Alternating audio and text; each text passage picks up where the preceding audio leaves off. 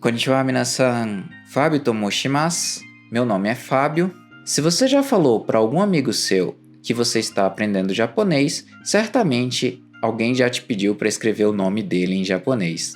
Nesse vídeo nós vamos ver então como nós podemos escrever os nomes estrangeiros. Nós temos 3 formas de escrita na língua japonesa. Nós temos o hiragana, que serve para escrever as palavras japonesas. Nós temos o kanji, que é originário da China. E nós temos o katakana, que serve para escrever palavras de origem estrangeira. Isso inclui os nomes, e é esse que nós vamos usar hoje. Se você quiser aprender mais sobre o katakana, já tem um vídeo aqui sugerido. No entanto, para hoje, basta que você siga a tabelinha do katakana e siga as orientações e você vai conseguir escrever o seu nome ou o nome de quem você quiser. Então vamos ver aqui alguns exemplos práticos de nome, como você vai usar o katakana para escrever. No primeiro exemplo aqui nós temos o caso mais fácil. Então nós temos o nome Ana. Uma situação bem simples, eu consigo dividir as sílabas, eu tenho o A no japonês, então eu coloco aqui o A, e eu tenho Na também. Então, A, Na. É isso, gente, é assim que escreve seu nome em japonês. Até a próxima. Sacanagem, a gente tem situações muito mais complicadas do que o nome Ana. Então, vamos ver alguns outros casos que podem ser confusos. Para exemplificar, nós temos aqui o nome Larissa. Aqui nós vamos ter então as sílabas La, Ri, Sa. Tanto o som do L, do L, como o som do R, do R, da nossa consoante R, no japonês a gente vai representar da mesma forma. Se vocês quiserem que eu explique um pouquinho melhor, novamente já temos um vídeo aqui sugerido que falo sobre isso. Então eu tenho La, Ri, ok? Então é a mesma casa de som. Sensei, não fica muito estranho? Não fica estranho. Você pode pronunciar inclusive Larissa, né? Separando os dois sons, ou Rarissa, ou Lalissa. Tanto faz, tá? Até se você repetir rápido aí para você mesmo, eu duvido que você consiga perceber exatamente a diferença entre um e outro. E esse sa, nós temos 2 S's. Isso aqui é uma grafia do português. Se nós tivéssemos apenas um S nessa posição, ele teria som de Z, de Z. Então eu preciso apenas do som sa. Sa. Larissa. E para uma situação um pouco mais complicada, nós vamos ter aqui os encontros consonantais, 2 consoantes juntas. Isso aqui acontece muito pouco no Nihongo, então nós não temos como fazer isso aqui de forma natural. Por isso, nós temos uma regra de separar as consoantes. Uru eu tenho como fazer, certo? Eu tenho uru no katakana, então uru está resolvido. Mas esse B, a consoante que fica sozinha, por padrão ganha a vogal U, porque o U é um dos sons mais fáceis de omitir. Ele não é um som que você precisa soar, você não precisa falar Bruno com ele forte, né? Você pode falar Bruno, com esse U bem tímido, tá?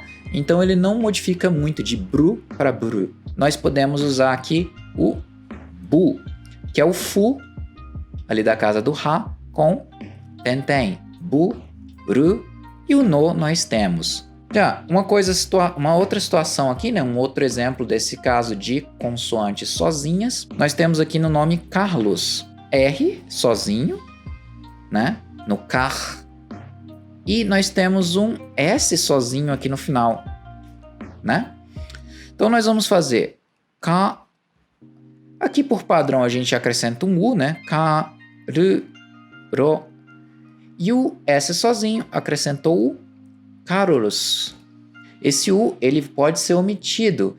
Inclusive a gente tem algumas situações, como quando você fala o seu próprio nome em japonês, que a gente termina com esse S, né? Esse som de S, que na verdade é o SU, só que o U não é pronunciado. Então isso é muito comum na língua japonesa, eles conseguem fazer esse som. Então nós vamos ler como Carlos. Nós temos algumas exceções a essa questão de acrescentar a vogal U, que é esse caso aqui, ó.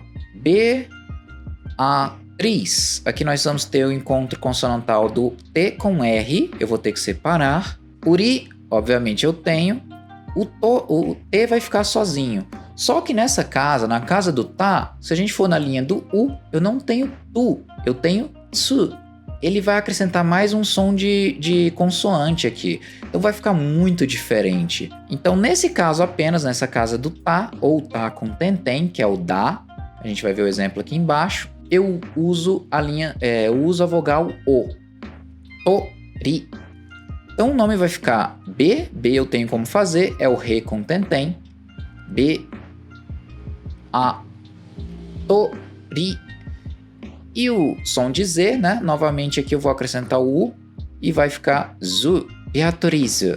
Você não precisa forçar o som do O, tá? Beatriz. Já, mesma coisa acontece com o nome de baixo, que é André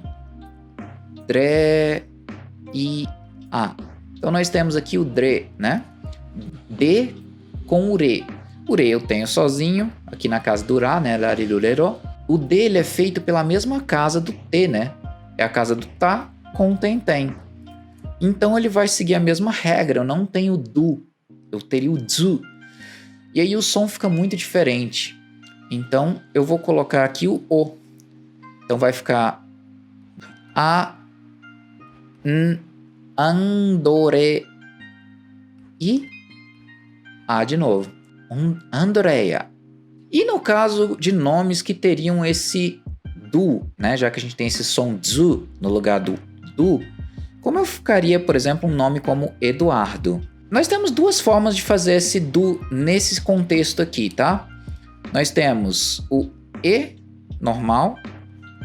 Esse du, eu posso fazer a mesma coisa que eu estava fazendo com os encontros consonantais. Eu substituo por do. Então, E, do, A, o R sozinho, né? Fica ru. E do, de novo. Então, nós temos essa opção, que é a mais comum, na verdade, de vocês verem. Eduardo. Mas nós temos também, um pouco mais recente, uma opção de colocar o próprio do com o U. U pequenininho aqui, tá? Ele vai ser escrito menor na frente do do, para fazer o som equivalente ao do. Seguir, e nós temos aí o nome Guilherme, que a gente vai ter esse pedaço aqui, né, do G, U, I. Aqui a gente tem o som Gi, Ga, Gi, Gu, Ge. Eu tenho o som Gi, é só colocar o Ki com tentem, Gi. Esse encontro consonantal do Lhe não funciona fazer aquilo que a gente viu como regra de separar os dois sons. Aqui viraria Ru e aqui viraria um Re. Ficaria muito diferente o nome. No caso do Lhe, Lhá, esses LH, é melhor você ou troca apenas por Re, Gi, Re, Ru, Me, é uma das formas comuns de ver esse nome, ou ao invés desse Re, eu posso colocar aqui um Ri e o E pequenininho na frente. E eu leio como Rie, Guilherme. É um pouquinho mais parecido com o Lhe, né? O som do Lhe. E como nós fazemos com os sons de J, tipo em Jackson ou Juliana. O som mais parecido que nós temos no Nihongo com esse som de J é o som do Shi, da casa do Sa, Sashi, com Tenten, que vira Ji. O Ji ele pode aparecer com o Ya pequenininho para fazer o som Ja, com o Yu, Ju, ou com o Yo, Jo, Ja, Ju, Jo. Então aqui no caso de Jackson, eu usaria esse Ja, que é o Shi com Tenten mais o Ya, Ja, Jackson. Ja não é exatamente Já, mas como eu falei, é o mais parecido que nós temos. A mesma coisa acontece com Juliana. Nós vamos usar o Ji com Tenten, né? O Shi com Tenten, Ji, mais o Yu, Ju, Ju, Ri, A, Na. Se eu for fazer o som G, né, de Jéssica, eu vou fazer o Shi com Tenten e aí eu vou usar o E da casa do A, né, a vogal E pequenininha, e faço J. E aqui eu tenho o Si, não tem Si no japonês, a gente vai ter o Shi, é o que tem para hoje. J, Shi, Ka.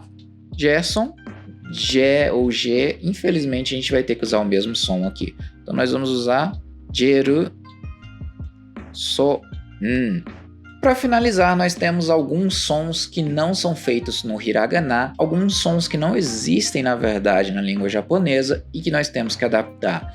É o caso do som do F. Nós só temos o som do F no caso do Fu, né? Que está lá na casa do Ha. Ha, Hi, Fu. Nós vamos usar o Fu e vamos acrescentar a ele a vogal que a gente precisa. Então eu preciso da vogal A, eu vou colocar o A pequenininho na frente dele. E aí eu leio como Fá. No caso, esse é meu nome, Fábio. Se escreveria dessa forma. Isso também serve para quem for Fernando, Fernanda. Nós temos o caso do som de V. Nós não temos o V na língua japonesa. Então aqui no caso de nomes como Vanessa, o que a gente vai fazer? Nós temos duas regras para isso aqui. A regra mais recente para a gente fazer esse som de V é usar o katakana U, a vogal U, com tentem, e aí a gente acrescenta a vogal que a gente quer, se não for VU, né? Então aqui eu tenho VU e eu quero VA, então eu acrescento a vogal A, VA. Então, Vanessa poderia ser escrito dessa forma.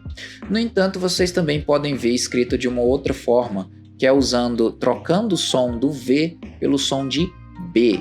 Para quem já treinou alguma coisa de espanhol na vida, deve saber que eles são próximos. Eu trocaria o VA por BA e escreveria aqui o RA com tentem, Vanessa. Essa opção ela é mais fácil de ser pronunciada para um japonês que não fala nenhuma língua estrangeira, tá? Já que eles não têm o V naturalmente na língua deles. Mas é uma opção, uma escolha que você pode fazer quando você tiver que escrever seu nome, tá? Então isso aqui serve para escrever vá, vi, vou. Então se for Violeta, Verônica, você vai usar uma dessas duas regras aqui para escrever seu nome. E por último, o caso dos nomes com W. No caso, os nomes com W que forem com aquele som meio que de U, né? Então no caso de Walisson, Wa, nós temos, né? Então eu posso colocar aqui Warisson. No caso de Wellington, a gente vai ter que fazer uma adaptação. Então, se for um som We, tipo William, nós vamos adaptar com o U, né? A vogal U, e vamos juntar menor na frente dele a outra vogal que nós queremos. Então aqui, U mais E, pequenininho. Wellington. Ok, minasan, então essas foram todas as regras que você precisa saber se você quiser escrever qualquer nome em katakana. Como dica extra, eu vou deixar aqui também a sugestão desse site Made in Japan, pronúncia do nome que a gente usa no Brasil em inglês. Como eu comentei lá anteriormente, pode ser diferente e pode afetar na forma que você vai escrever, tá?